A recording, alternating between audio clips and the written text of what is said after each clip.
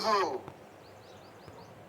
సామాజిక ప్రజాస్వామ్యం ఈ భారతదేశంలో నిర్మాణం కావాలని, ఇంకా అవసరమైతే భూమండలం మీద సామాజిక ప్రజాస్వామ్యం ప్రజల మధ్య నిర్మాణం కావాలని, సాంఘిక ప్రజాస్వామ్యం స్థాపించాలి సమాజంలో.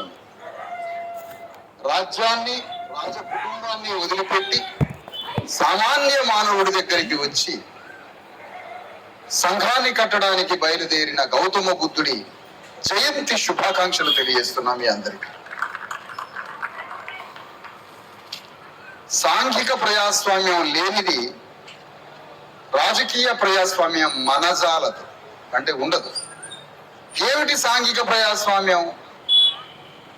మనందరం సమాజంలో అన్ని కులాలు, అన్ని మతాలు, అన్ని వర్గాలు, చిన్న పెద్ద తేడా లేని వర్గరహితంగా, వర్ణరహితంగా, కులరహితంగా, లింగరహితంగా అందరూ కలిసిమెలిసి లేని సమాజం ఉంటే రాజకీయ ప్రజాస్వామ్యం ఎట్లా ఉంటది? అందుకనే ఏ భేదం లేని అందరం కలిసిమెలిసి ఉండే ఒక కుటుంబం లాంటి సమాజ నిర్మాణం కావాలని గౌతమ బుద్ధుడు ప్రయాణం చేశాడు. దాన్నే సాంఘిక ప్రజాస్వామ్యం అంటారు.